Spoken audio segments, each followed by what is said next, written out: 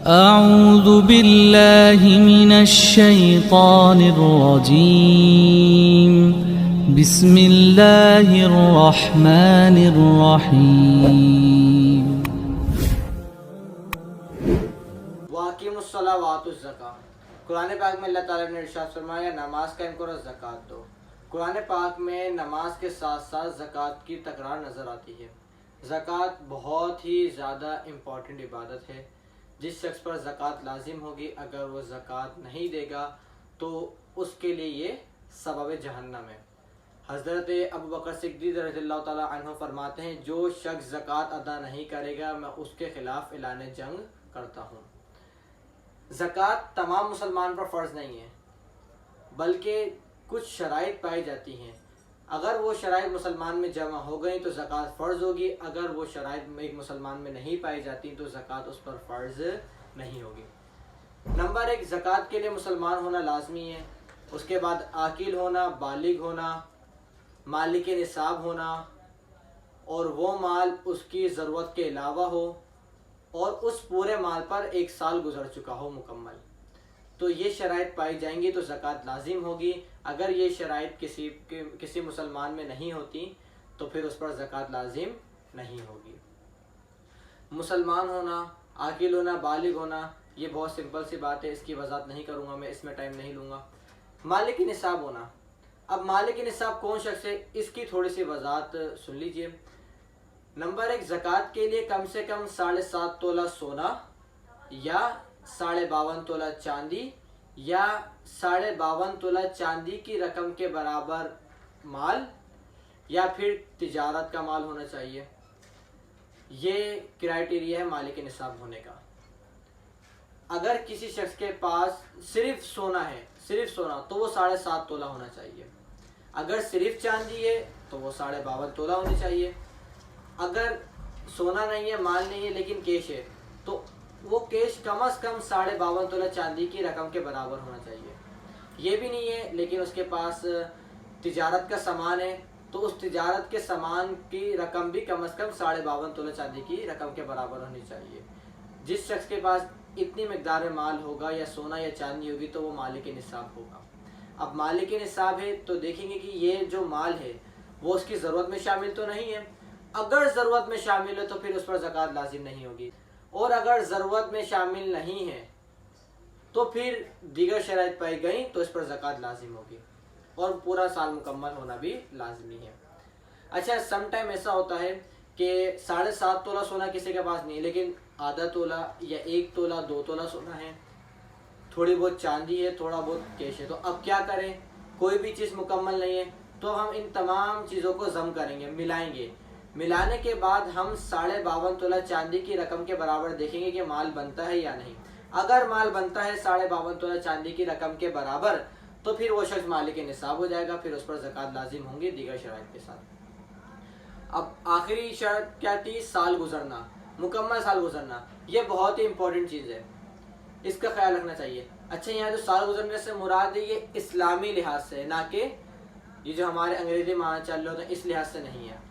For example, किसी शख्स के पास रमज़ान के 10वें रोज़े को सोना आ गया, चांदी आ गई या माल आ गया, कोई भी चीज़ आ गई कि ज़कात की जो रकम बनती है 52.5 तोला चांदी की जो रकम है उतना माल आ गया, तो अब अगले साल रमज़ान के 10वें रोज़े को देखेंगे कि उतना माल है या नहीं, 52.5 तोला चांदी की रकम के बराबर माल है या नहीं। अगर माल है तो फिर इस पर ज़कात लाजिम होगी। अब पिछले रमज़ान से लेकर इस रमज़ान तक दरमियान का जो पीरियड है, इसमें चाहे माल ज़्यादा हो या कम हो, इससे कोई लेना देना नहीं है। बस हम ये देखेंगे कि जब मेरे पास 52.5 तोला चांदी की रकम आई थी वो टाइम देखेंगे, उसके बाद अगले साल देखेंगे वही दिन आने पर, वही तारीख आने पर कि हमारे पास 52.5 तोला चांदी की रकम के बराबर माल है या नहीं। अगर है तो हम ज़कात निकालेंगे, अगर नहीं है तो ज़कात नहीं निकालेंगे। अब दरमियान में चाहे कम हो या ज़्यादा, उससे कोई लेना देना नहीं है। सम टाइम दरमियान में कम हो जाता है लेकिन अगला साल वही तारीख आने पर माल ज़्यादा हो जाता है तो ज़कात देनी पड़ेगी। लेकिन कभी कभार ऐसा होता है कि दरमियान में माल ज़्यादा हो गया, लेकिन अगले साल वही तारीख जब रिपीट होगी, लेकिन उस टाइम पर हमारे पास 52.5 तोला चांदी की रकम के बराबर माल मौजूद नहीं है, तो अब ज़कात लाजिम नहीं होगी। शुरू देखना है और एंड देखना है, स्टार्ट कब से हो रहा है और एंड कब हो रहा है ये देखना है, दरमियान से कोई लेना देना नहीं है। अगर ये शराइत पाई जाएंगी तो एक मुसलमान पर ज़कात क्या हो जाएगी, लाजिम हो जाएगी। अच्छा, ज़कात में याद रखिएगा, जो हम कमेटियाँ डालते हैं, BC वगैरह डालते हैं, उस पर भी ज़कात लाजिम आती है। अगर किसी के पास माल तिजारत है तो उस पर तो ज़कात लाजिम ही लाजिम है। कंपनियों में जो फ़ंड वगैरह होता है उस पर भी ज़कात लाजिम होती है।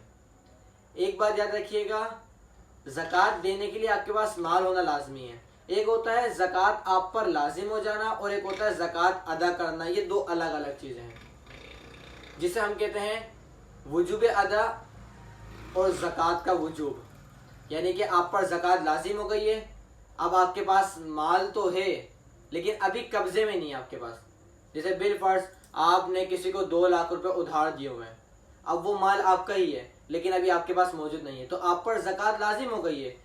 अब अदा किसे करेंगे, अदा जब करेंगे जब वो आपके मिल्कियत में वापस आ जाएगा, तो ज़कात लाजिम है। तो कंपनियों में जो माल होता है, फंड वगैरह जो होता है, उस पर भी ज़कात लाजिम होती है, इस बात का ध्यान रखिएगा। इसी तरह और भी चीज़ों पर ज़कात होती है, जैसे किसी के पास ज़मीन है, फसल पर भी ज़कात होती है, किसी के पास जानवर हैं तो उस पर भी ज़कात होती है। उनका पूरा एक अलग चैप्टर है, पूरा उनका एक अलग क्राइटेरिया है, तो उसकी अलग तफसील है। इंशाल्लाह कभी मौका मिलेगा तो उस बारे में ज़रूर वज़ाहत करेंगे। अब ज़कात किन को दी जाती है? कुरान पाक में ज़कात के वाज़ेह मसारिफ बता दिए गए कि इन अफराद को ज़कात दी जाएगी। 8 मसारिफ हैं ज़कात के, यानी कि जो ज़कात लेने के हकदार है वो 8 हैं। नंबर 1 फ़कीर।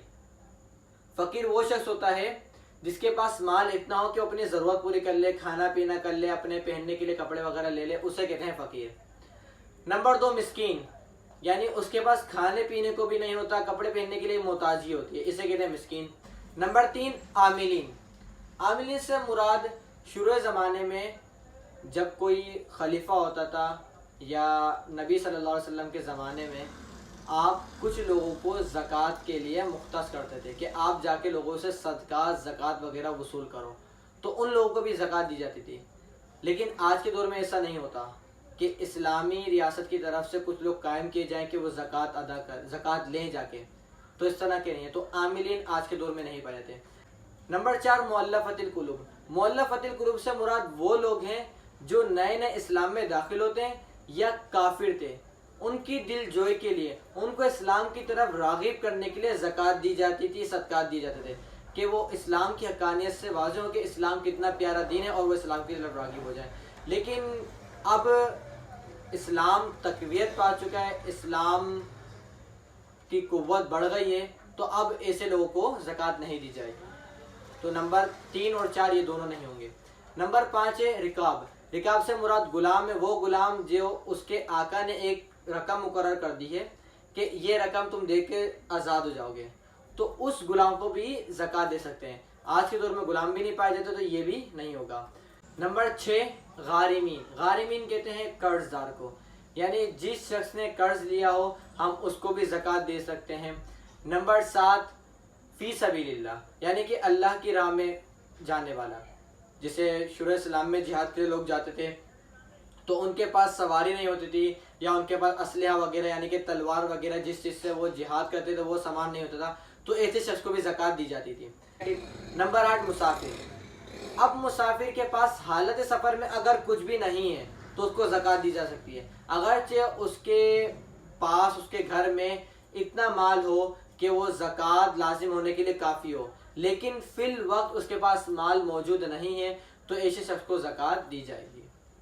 अब ये 8 मसाले कुरान पाक में बयान किए हैं। अब इनमें से कुछ नहीं पाए जाते, जैसे रिकाब यानी कि गुलाम नहीं पाए जाते, मुअल्लफ़तिल कुलूब नहीं पाए जाते, आमिलीन भी नहीं पाए जाते, तो ये तीनों को तो ज़कात दी नहीं जा सकती क्योंकि इस दौर में ये लोग नहीं पाए जाते हैं। और जो लास्ट वाला है इब्ने सबील, आज के ज़माने में कोई मुसाफिर ऐसा नहीं होता कि उसके पास इतना माल ना हो, बहुत कम ऐसे होते हैं। तो आजकल ज़राए भी बहुत सारे, हर जगह बैंक मौजूद है, हर जगह हमारे पास मोबाइल में इजी पैसा, जेस कैश, हर चीज़ मौजूद है कि हम आराम से अपनी ज़रूरत पूरी करने के लिए और अपने पास पैसे रख सकते हैं आराम से, कोई प्रॉब्लम नहीं होती। तो इस सूरत में भी क्या कहते हैं, इसको ज़कात नहीं दे तो बेहतर है दूसरों को दी जा सकती है जो ज़्यादा ज़रूरतमंद हो। ये ज़कात के 8 मसाइल बयान के, इसके अलावा हम किसी को ज़कात नहीं देंगे। अब ज़कात देने के लिए सबसे पहले याद रखें कि अपने रिश्तेदारों में देखना चाहिए, उनका सबसे पहले हक है। हमारे क्या होता है कि हम अपने रिश्तेदारों की तरफ नज़र नहीं करते और हम दूसरे लोगों को ज़कात देते हैं, ऐसा नहीं होना चाहिए। सबसे पहले हमारे माल में से हमारे रिश्तेदारों का हक है, तो हमें उनको देखना चाहिए। बहुत सारे रिश्तेदार, बहुत सारे जानने वाले ऐसे होते हैं जो खुददारी की वजह से हमसे तकाजा नहीं करते। ऐसे सफ़ेद पोश लोगों को हमें देखना चाहिए, ढूंढना चाहिए और उनको ज़कात देनी चाहिए। अगर रिश्तेदारों में से कोई नहीं है ज़कात का मुस्तहिक, तो आपके एरिए में, आपके आस पड़ोस में देखें, गली मोहल्ले में देखें कोई ज़कात का मुस्तहिक है या नहीं। अगर है तो उसको दें। उसके बाद अगर कोई शख्स मांगने आता है या आप किसी और को देना चाहते हैं तो आप ज़कात दे सकते हैं, लेकिन क्राइटेरिया पहले यही है कि पहले रिश्तेदारों को दी जाए, फिर आस पड़ोस वालों को दी जाए, फिर दूसरे लोगों को दी जाए, ताकि ऐसा ना हो कि हम दूसरे लोगों को ज़कात दे दें और हमारे रिश्तेदार और हमारे आस पड़ोस वाले अपनी खुददारी की वजह से भूखे प्यासे मरते रहें। तो ये ज़कात के मसारिफ थे और ज़कात की शराइत थी। अल्लाह करीम से दुआ अल्लाह ताला हमें ज़कात अदा करने की तौफीक अता फरमाए अगर हम पर लाजिम हो गई है। और जो शख्स ज़कात अदा नहीं करता उसको अल्लाह ताला के अज़ाब से डरना चाहिए और ज़कात अदा करनी चाहिए।